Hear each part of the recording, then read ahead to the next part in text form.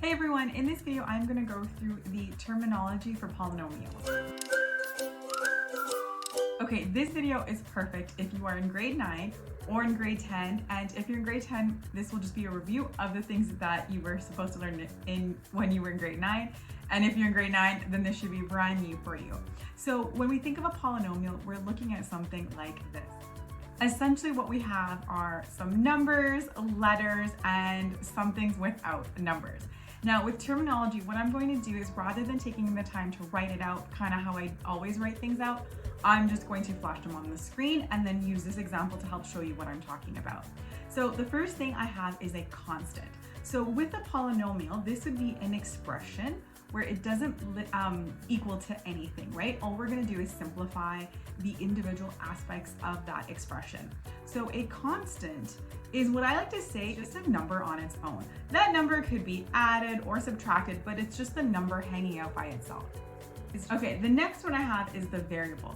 So a variable is a letter that's used to represent a changeable number, right? Or an unknown number.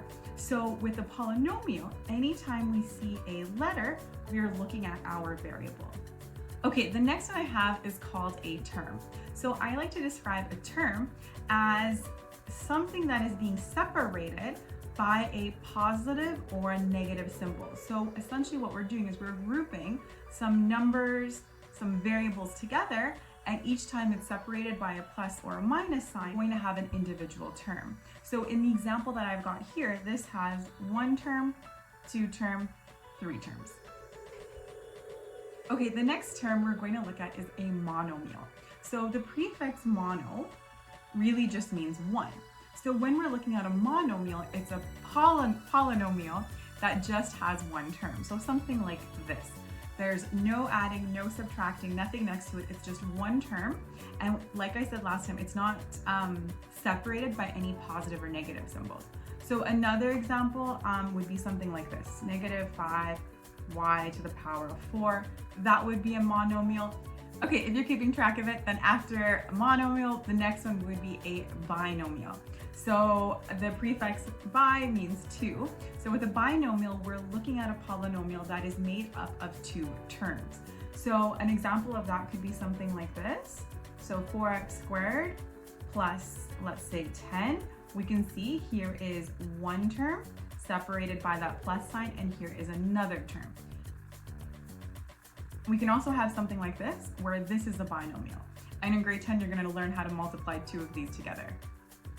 Okay, and you guessed it, the next one would be a trinomial. So a trinomial would be 3 terms, and that would be like in the example that I started this video with. We've got 1 term, 2 terms, 3 terms, so a trinomial. All right, and then finally we have our last term called polynomial. Okay, so polynomial, the prefix poly just means many, right? So polygon means many sides, polynomial just means many terms. For a polynomial, we're looking at a polynomial that has 4 or more terms. So here would be an example. Okay, and then the last kind of terms that I want to go through are called a coefficient and a degree. So a coefficient is a number that is attached to that variable. What that number really is saying is whatever that variable stands for, you're just going to be multiplying that number by it. So in this case, the coefficient of the second term, 3x squared, the coefficient is the 3 in front of it. In this term here, the coefficient is a 4 because it's the 4 in front of the variable. And then technically this one has a coefficient of 1, but you all know this from invisible ones, we don't really write it. And this one doesn't have a coefficient because it's just a constant term. Okay, then the next one I have is degree. Now we've got 2 types of degrees, if you will. The first one is the degree of a term. So when you're looking at each individual term, the degree is the exponent on the term, okay? So this term here has a degree of 3, just coming from that exponent. So that term has a degree of 3. This term here has a degree of 2, just coming from that exponent. And then finally, this term here, our third term, has a degree of 1 because we have that invisible 1. So that's the degree of each term. The degree of the whole polynomial is the highest degree on the term. So what we're going to do is look at the degrees of each one and then say whichever one is the highest, that will determine the degree of the polynomial. So in this case, the degree of 3 is the highest on all of those terms, therefore the degree of this polynomial is 3. Okay, the other thing that you might come across is something like this. So here we have 3 different terms, but they all have different degrees. So what we need to do in this case is if they have 2 or more degrees, we have to add them up together.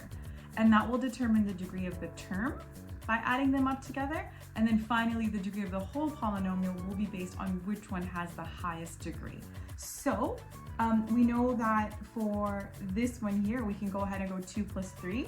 That means the degree of this term is 5. The degree of this one is 4 plus 1. So this degree is also 5. And finally, the last one is 4 plus 3.